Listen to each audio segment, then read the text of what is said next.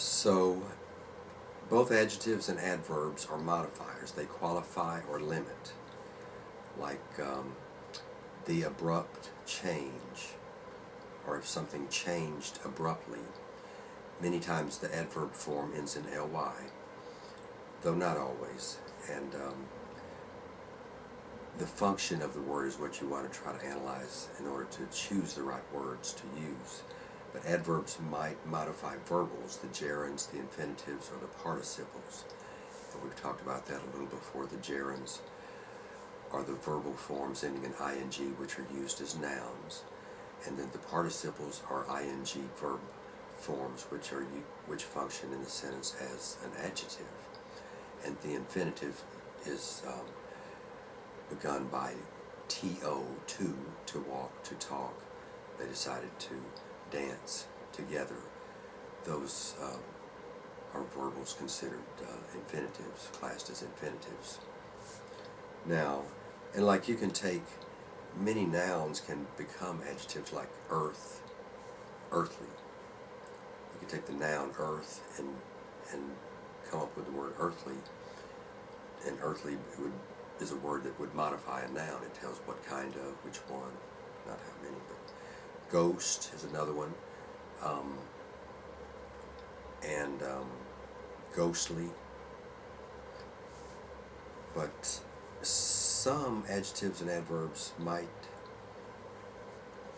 be spelled with an ly, like deadly, cowardly, could sometimes be used as an adjective or an adverb. These are just some exceptions. Far, fast, little, and well are exceptions. These words can sometimes be used as adjectives or as adverbs.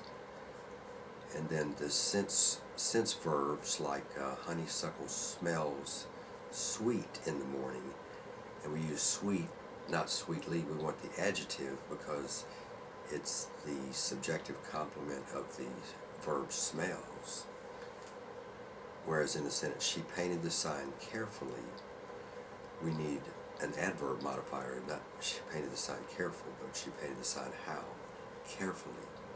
How, when, or where, to determine if an adverb is needed. But here the word is modifying the verb. The action that's going on is painted. She painted the house carefully. And in the study of adjectives and adverbs, we need to take a moment to consider the positive, the comparative, and the superlative. Like with cold water, cold is used as an adjective modifying the noun water. Cold, colder, coldest. If you're talking about 2 cups of water or 3 or more cups, 2 for colder and 3 or more, we would use coldest. The coldest of all is this one. We have 6 cups. This one is the coldest. Warm, though, or like warmly. warm would be the same way. Warm, warmer, warmest. But warmly, the comparative would be more warmly, and then superlative, most warmly. And some words like sturdy, sturdier, sturdiest, helpful, more helpful, most helpful. Usually with the longer words like fortunate, less fortunate, least fortunate, we don't put the ER or the EST. We use less or least or more or most. And then good, better, best, bad, worse, worst, WORST. Perfect, more nearly perfect, or most nearly perfect is better, since perfect is supposed to be absolute, like unique. But and then avoid the double negatives. Don't use the words not, nothing, or without with hardly, barely, or scarcely. You just have to be careful about that.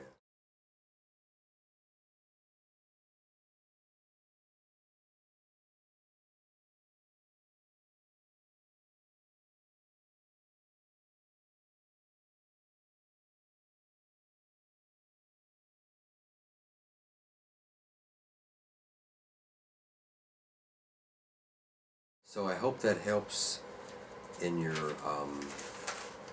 understanding of adjectives and adverbs. They're words that modify Adjectives modify nouns and pronouns. Adverbs modify other adverbs and adjectives. And you can work on the comparative and the superlative that generally comes into play. You know, that's something that you just have to study and work on those lists and get those lists down. And so I hope this is helpful to you.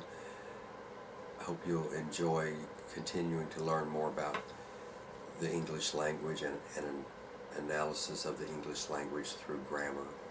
And people make the language alive, you know, and the language has just developed over the centuries to the way that it is now, and there are new words being introduced into the language all the time. But a general understanding of the parts of the sentence and things like that.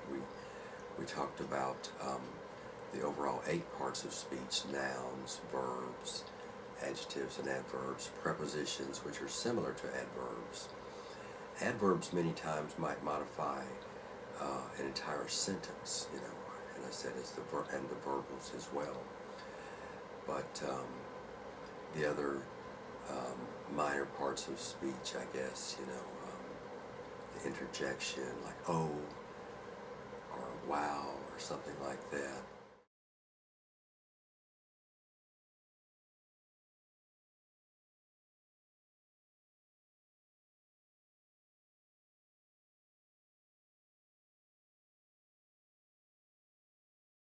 So I hope this is helpful to you to learn more about adjectives and adverbs, and to be more confident in writing papers that you do in school or at work.